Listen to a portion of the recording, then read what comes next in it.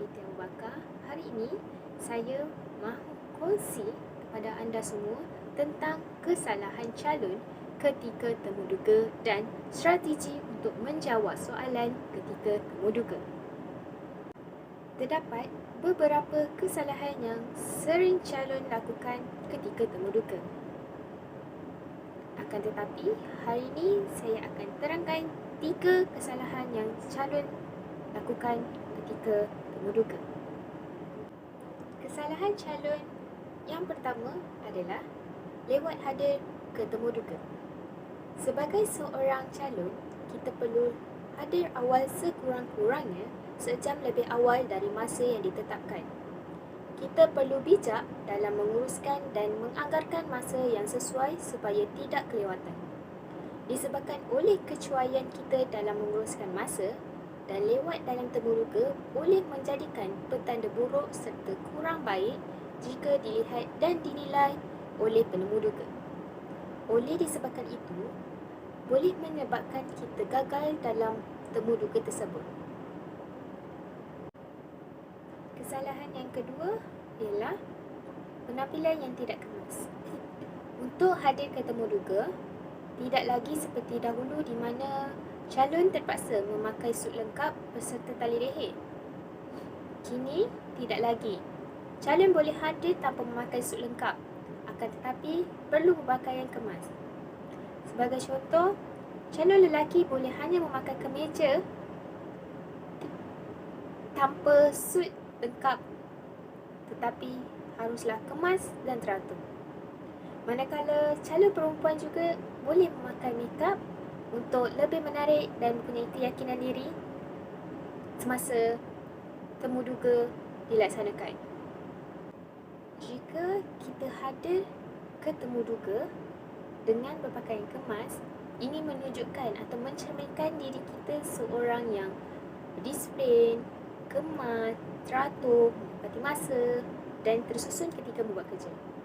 Manakala di sebalik itu, bila kita hadir ke temuduga dengan tidak berpakaian kemas, ia menunjukkan kita ni bahawa seorang yang bersikap negatif, yang macam malas, tidak tersusun, kerja tunggal langgang dan tak teratur buat kerja dan sebagainya.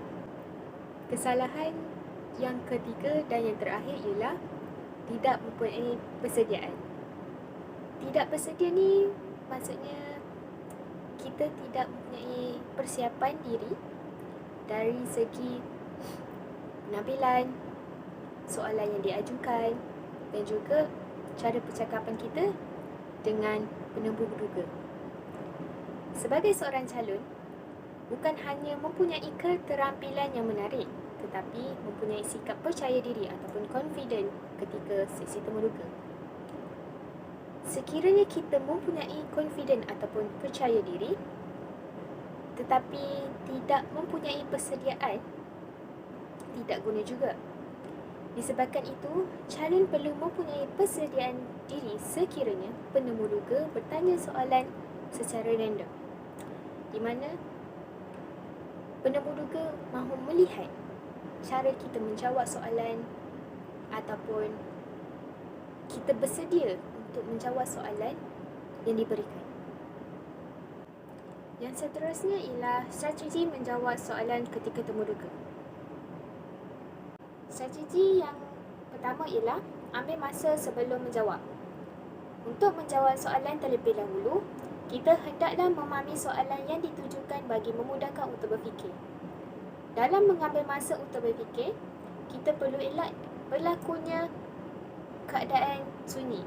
Sebagai contoh, calon boleh selitkan sedikit perbualan yang berkaitan dengan soalan supaya kita mempunyai masa untuk berfikir. Strategi yang kedua ialah fikir secara menyeluruh. Ada sesetengah penemuduga suka untuk bertanya soalan trik sebab mereka mahu menilai kita sama ada boleh berfikiran sejauh mana dan kecekapan kita dalam menyelesaikan masalah. Bukan itu saja, mereka juga mahu melihat kepantasan kita dalam menjawab soalan. Sekiranya kita menjawab dengan pantas tetapi tidak berfikiran secara menyeluruh, ketika menjawab soalan tidak berguna juga. Sebab jawapan yang kita berikan tidak seperti yang diharapkan oleh penemu duga tersebut. Strategi yang terakhir ialah kaitkan dengan bidang dan pengalaman. Tidak semua soalan yang ditujukan kita ada jawapannya. Sekiranya berhadapan dengan situasi ini, kita boleh kaitkan soalan dengan skill, kelebihan, kemahiran, pengalaman dan juga segala yang berkaitan dengan soalan yang kita ada.